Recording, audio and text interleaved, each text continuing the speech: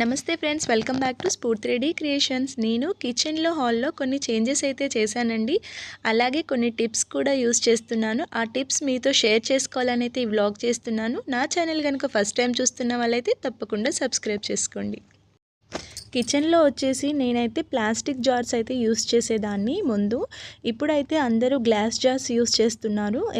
ఎవరింట్లో చూసినా కూడా నేను కూడా గ్లాస్ జార్స్ యూస్ చేద్దాం అనేసి అయితే కొన్ని గ్లాస్ ఐటమ్స్ అయితే వాష్ చేసి ఇలా అయితే యూస్ చేసుకుంటున్నానండి. ఇంట్లో ఉన్నవి అంటే జామ్ బాటిల్స్ కానీ హనీ బాటిల్స్ కానీ అవి ఉంటాయి కదండి, అవిటితో పాటు నేను కిచెన్ని ఇలా అయితే ఆర్గనైజ్ అయితే చేసుకున్నాను. కొత్తవి కొనాలంటే నా చేతిలో మెయింటైన్ చేసుకుంటానా లేదా అనేసి కొంచెం ఆలోచించుకొని అయితే ఇలా అయితే ఆర్గనైజ్ చేశాను. అవి ఎలా ఉన్నాయో ఒకసారి చూసేద్దాం. చూడండి, ఒకసారి గ్లాస్ జార్స్ అయితే యూస్ చేస్తున్నాను. చిన్న చిన్నవి అయితే హనీ బాటిల్స్, జామ్ బాటిల్స్లో అయితే నేనైతే స్టోరేజ్ చేసుకున్నానండి. జీలకర్ర, సాజీరా, మసాలాలు ప్లస్ పసుపు ఇలా చేతి కిందికి కిచెన్లో యూజ్ అయ్యేటి అయితే ఇలా పక్కనే పెట్టుకుంటాను స్టాండ్లో. ఇలా ఎందుకు అనంటే ఒక టిప్ చెప్తానండి. కబోర్డ్స్లో పెట్టుకుంటే ఊకే మాటికి అది ఓపెన్ చేసుకుంటే ఖరాబ్ అవుతుంది. కబోర్డ్ అయినా మనం అన్నీ తీసి పక్కన పెట్టుకొని అయితే వంట చేసుకోలేము.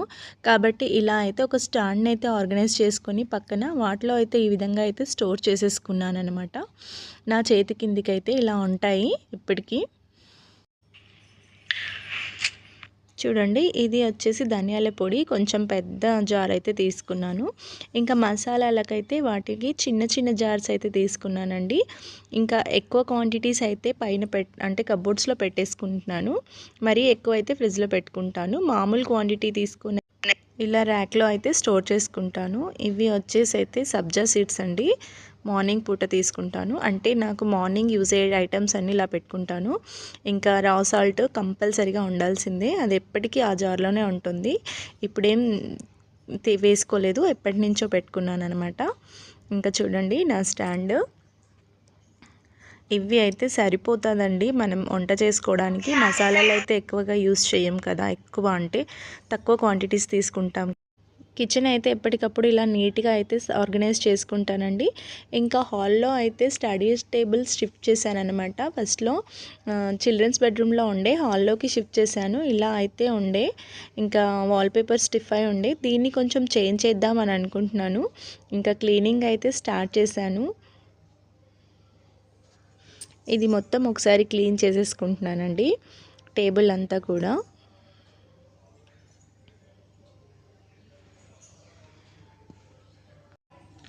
ఈ బాక్స్లో వచ్చేసి ఇంకా పిల్లల సాక్స్ అవి ఇవి పెట్టేసుకుంటానమాట మార్నింగ్. ఇంకా వర్షాకాలం కదా, ఒక గొడుగు అయితే ఎప్పటికీ ఈ టేబుల్ పైన ఇలా ఉంటుంది. ఇంకా అందుకోసమే రాగానే ఈ టేబుల్ నాకు ఎందుకో డిసప్పాయింట్గా అనిపిస్తుంది, ఏదో నచ్చట్లేదు.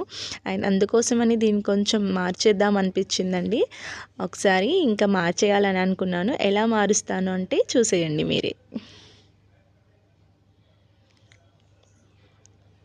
బాగుందా? ఇది వచ్చేసి 6 సీటర్ డైనింగ్ టేబుల్ కవర్ అండి. కొంచెం చినిగిపోయింది. యాక్చువల్గా ఏం చేయాలి అంటే పడేయాలంటే దరివ్వలేదు అసలు. ఇలా అయితే కట్ చేసి వేసేసుకున్నాను. ఇప్పుడైతే నాకు చాలా నచ్చింది. మీకు నచ్చినట్లయితే ఒక కామెంట్ అయితే చేయండి ఫ్రెండ్స్. చూడండి, ఇప్పుడైతే ఇలా బాగుంది కదా. మా హాల్లో కొంచెం అన్నిటికంటే నాకు ఈ టేబులే కొంచెం డిసప్పాయింట్ అనిపించేది స్టార్టింగ్లో. ఇప్పుడైతే కొంచెం బెటర్ అనిపిస్తుంది. ఇంకా టెడ్డీ బేర్స్తో బొమ్మలతో అయితే ఇలా ఆర్గనైజ్ అయితే చేసుకున్నాను. స్టార్టింగ్ రాగానే ఇలా అయితే బాగుంటుంది అనిపించి, నాకు టెడ్డీ బేర్స్ అన్న బొమ్మలన్నా చాలా ఇష్టం. ఇంకా టెడ్డీ బేర్స్ అంటే ఇష్టం ఉండని వాళ్ళు ఎవరుంటారు చెప్పండి, అందరికీ ఇష్టమే ఉంటుంది టెడ్డీ బేర్ అంటే. ఇంకా ఇలా అయితే నేను పెట్టేసుకున్నాను. చిన్న టెడ్డీ బేర్ ఒకటి, పెద్ద టెడ్డీ బేర్ ఒకటి. ఇంకా మా ఇంట్లో ఇద్దరు పొట్టోళ్ళు, చిన్న పొట్టోడు అండ్ పెద్ద పొట్టోడు. చూడండి బొమ్మలు నాకైతే చాలా ఇష్టము. ఇంకా ఒక టిప్ వచ్చేసి, ఇలా డైనింగ్ టేబుల్ కవర్ వచ్చేసి ఇట్లా టేబుల్ పైనే కాకుండా షెల్ఫ్ లాగా కవర్స్ లాగా కూడా యూస్ చేసుకోవచ్చండి. బట్టల కింద అలాగా ప్లాస్టిక్ది కాబట్టి యూస్ బాగుంటుంది. ఇంకా టెడ్డీ బేర్ పిండేశాను. 2 డేస్ పట్టిందండి అది ఆరడానికైతే. ఎప్పటికప్పుడు హైజీనిక్గా నీట్గా ఉంటాను. ఇంకా కిచెన్ విషయానికి వస్తే ఒకటి చెప్తానండి. నైట్ అయితే ఎప్పటికప్పుడు క్లీన్ చేసి పెట్టేసుకోండి. ఎందుకంటే మార్నింగ్ లేవగానే కిచెన్లో చింకులో బాసలు ఉన్నా కిచెన్ గందరగోళంగా ఉన్నా కూడా కాక్రోచెస్ బెడద ఎక్కువైపోతుంది, బల్లులు, పురుగులు వీటన్నిటిని మనం మెయింటైన్ చేయలేమండి అసలు నిజంగా. అవి ఉంటే ఇంకా కిచెన్ అంత బాగుండదు. కాబట్టి ఎప్పటికప్పుడు నీట్గా ఉండాలంటే నైట్ మాత్రం కిచెన్ ఎప్పుడు నీట్గా సర్ది పెట్టేసుకొని మార్నింగ్ లేవగానే చూసుకుంటే మనకు కొంచెం పాజిటివ్ ఎనర్జీ అనేది ఉంటుంది. పని కూడా చకచకా చేసేసుకోవచ్చు. ఏమంటారు? ఇంకా కిచెన్లో అయితే చిన్నగా తీసుకున్నాను కదండి ఈ జార్స్, అయిపోయినప్పుడు ఎప్పటికప్పుడు తోమేసుకొని మళ్ళీ ఫ్రెష్గా నింపేసుకుంటాను. ఎందుకంటే ఎప్పటికప్పుడు క్లీన్ అయిపోతూ ఉంటాయి. పెద్ద జార్స్ అయితే అవి అయిపోయే వరకు కూడా జిడ్డు జిడ్డు పట్టుకుంటాయండి. మనం క్వాంటిటీ తక్కువగా తీసుకుంటే ఎప్పుడు కూడా నీట్గా ఉంటుంది. ప్లస్ మనం జీలకర్ర ఇవన్నీ కూడా ఎక్కువ మోతాదులో వెయ్యం కాబట్టి ఈ చిన్న జార్స్ సరిపోతాయండి. ఇంకా ఈ బాసనలు అయితే ఇలా తోమేసి అయితే ఒక ర్యాక్లో అయితే ఇలా స్టోర్ చేసుకోవాలండి. వెంటనే సర్దేయకూడదు, ఎందుకంటే తడి మొత్తం అయ్యి కబోర్డ్స్ ఖరాబ్ అయిపోతాయి. బాసనలు కూడా తడి ఉండడం వల్ల ఆరక ముందుకే కొంచెం వాసన పడుతుంది. కాబట్టి ఎప్పటికప్పుడు కూడా మనం సర్దేసుకోవద్దు. ఈరోజు మార్నింగ్ తోమేసుకుంటే మధ్యాహ్నం వరకు అయితే సర్దుకుంటే బెటర్ ఉంటుంది. వాటర్ అయితే పడకుండా నేనైతే ఇట్లా ప్లాస్టిక్ దాంట్లో స్టోర్ చేసుకున్నాను. క్లాత్తో తుడిచేసుకోవచ్చు అండి అలా ఉంటే. ఇంకా స్టాండ్ బాల్కనీలో ఎండ తగిలే వాళ్ళు ఉంటే స్టాండ్ అయితే బాల్కనీలో పెట్టుకుంటే ఇంకా బెటర్ అండి. బాసలు కొంచెం స్మెల్ ఉన్నా పోతాయి. ఈ వ్లాగ్ కనుక మీకు నచ్చినట్లయితే తప్పకుండా లైక్ చేయండి, షేర్ చేయండి, సబ్స్క్రైబ్ చేసుకోవడం మాత్రం మర్చిపోకండి. Thank you so much.